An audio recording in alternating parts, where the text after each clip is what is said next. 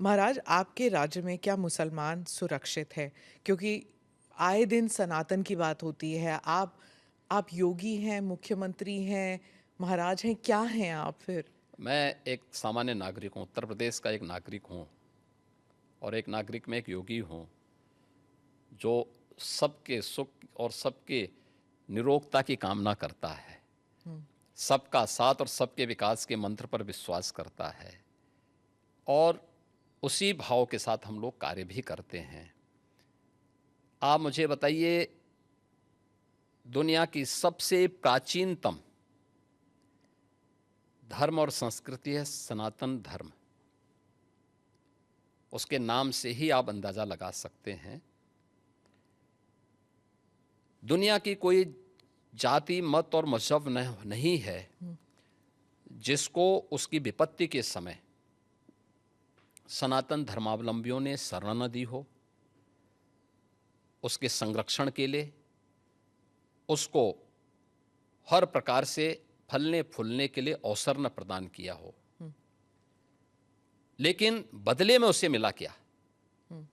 बदले में मिला क्या? और दुनिया के अंदर कोई उदाहरण नहीं, कोई उदाहरण नहीं कि कहीं भी हिंदू राजाओं ने दुनिया के अंदर कहीं भी अपने बल पर, अपने वैभव के दंभ से किसी पर आधिपत्य स्थापित किया हो। कहीं नहीं है। देखिए उदाहरण, अयम निज परो वेति गणना लघु चेतसाम उदार चरितानाम तो वसुधैव कुटुंबकम, इस सनातन वाक्य है। दुनिया के अंदर कोई बोलता है? दुनिया के अंदर किसी ने इसका आचरण किया? कोई नहीं किया। सब तो हड़पना चाहते हैं। यानी यह अपना है, यह पराया है, यह भेदभाव छोटी संकुचित बुद्धि के लोग करते हैं। उदार चरित्र के लोगों के लिए तो पूरी दुनिया ही एक परिवार है। पर यह इस भाव के साथ सनातन धर्मावलंबी ने हमेशा काम किया है। और आज भी उदाहरण देखने को मिल सकता है कि 100 हिंदू परिवारों के बीच में, 100 हिंदू परिवारों के बीच में एक मुस्लिम परिवार सबसे सुरक्षित रहता है। उसको इसके पर्व और त्योहारों को,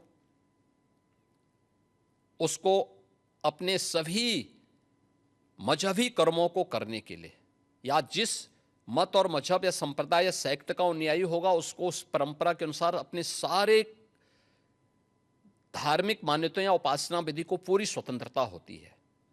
लेकिन मैं कहता हूं 100 परिवारों के बीच में, एक हिंदू की बात तो दूर करिए, 100 मुस्लिम परिवारों के बीच में 50 हिंदू सुरक्षित रह सकता है क्या? नहीं रह सकता।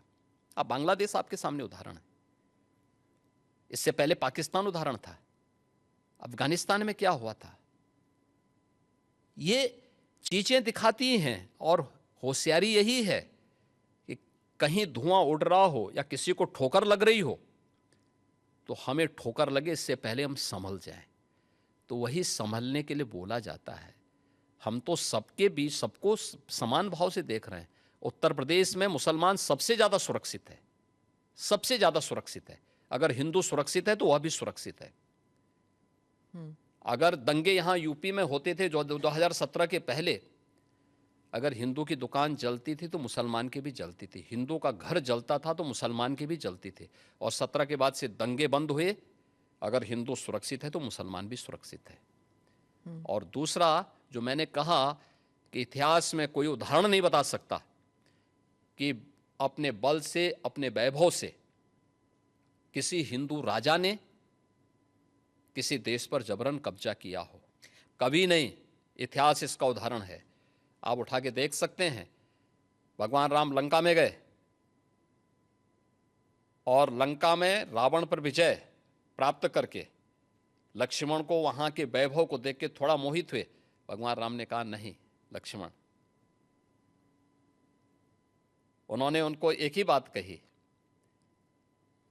और मुझे लगता है कि आज की पीढ़ी के लिए बहुत प्रेरणादायी है जो उन्होंने उस समय कही थी।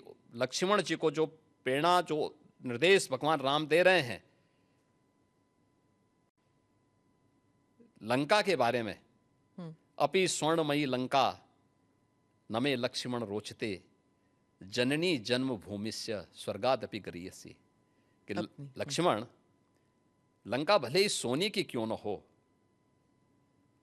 लेकिन याद रखना ये मुझे रुचिकर नहीं लगती, मेरी रुचि का नहीं है। मेरा काम था माता सीता को दुरात्मा रावण से मुक्त करना, वो मैंने कर लिया है।